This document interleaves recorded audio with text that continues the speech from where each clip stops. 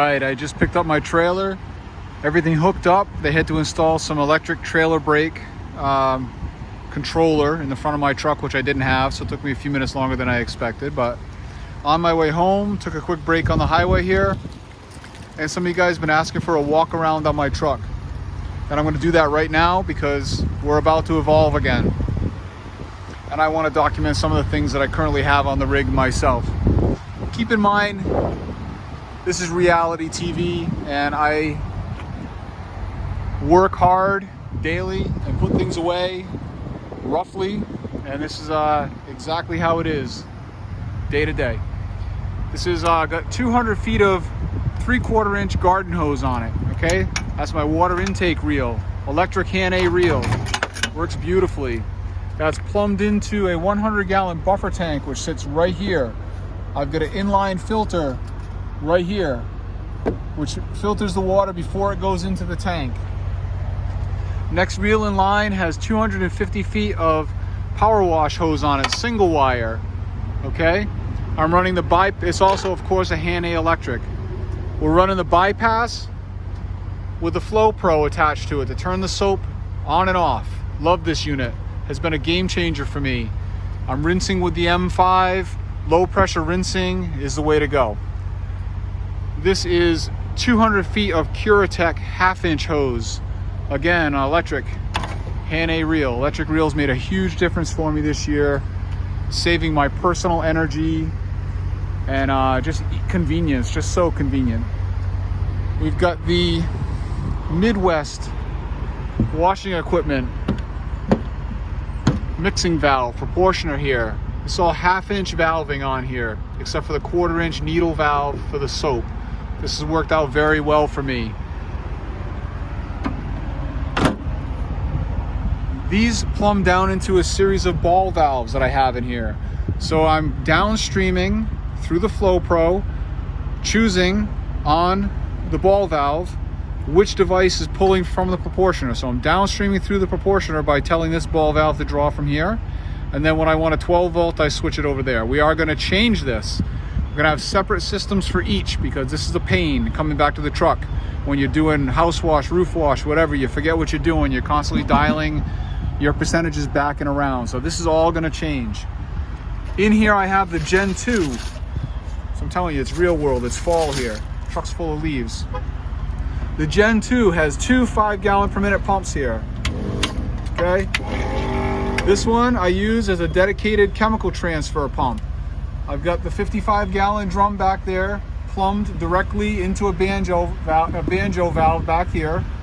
And then I hook up a drop stick, which will go to my 55-gallon tank on the ground, and I can pull chemical up onto the truck. So right now it's a dedicated chemical pump. This is my 7-gallon per minute Fat Boy pump right here, which is what I'm doing all my roof cleaning with. Real world, here it is. Marine battery, not in a box. One of my friends just had a little issue where he laid a piece of metal across the terminals, a lance, by accident, and shorted a bunch of stuff out on his truck. So I'm going to be putting this in a box, where it should be anyway.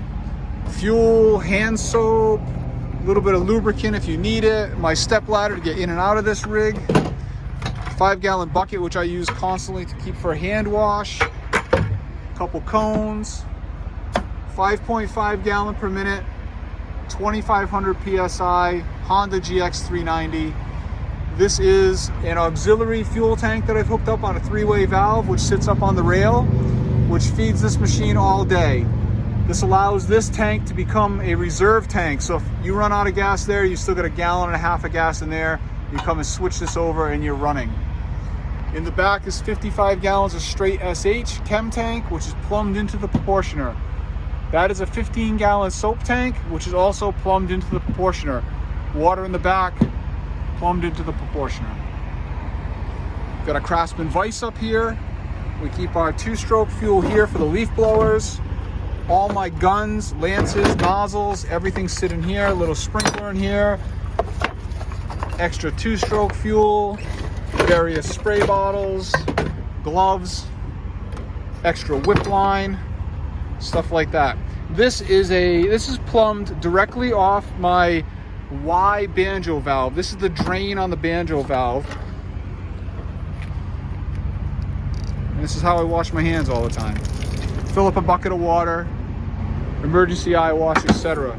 Onto here, we keep a brush, rake, squeegee, itchy, leaf tool, shorter extension wand, gutter tool. This is a gutter tool that Quinn made for me in the very beginning that I still use. Works fantastic. We've got the GP Hammerhead surface cleaner up there. We've got the 525 leaf blower up there. 2 tarps. A brand new 100-foot section of hose. Hose reel mounted here. Spare hose reel mounted here. 5-gallon gas can. 24, 16, and 32-foot ladders on the roof. Chemical sprayer. Chemicals, we got F9 bark, One Restore, Gutter Butter, Cleanse All BC. We got extensions for the leaf blowers. We got the smaller leaf blower, the 125 in here.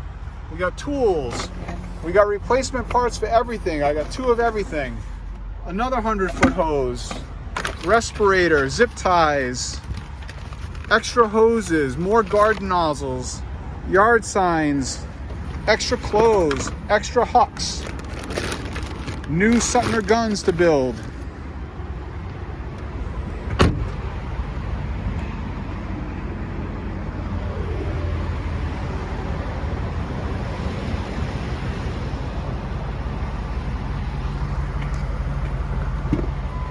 More extra clothes. Gloves everywhere. Trail mix, extra drinks. T-shirts, hats, X-Jet nozzles, everywhere. First aid kit, fire extinguisher, hard hat, extra tall boots, dry sneakers, raincoat, whole day's worth of dry clothes, sweatshirts, etc. Anything I can think of, okay? Other big noteworthy thing on this truck was I made a huge suspension upgrade. These are springs off a dually. These are like springs that would be on an F550 or an F450. Serious springs. I got the truck fully loaded right now. No sag. Of course, the empty trailer. Nowhere near the helper springs on here. Big difference. This truck is a 2007 Ford F250 Super Duty.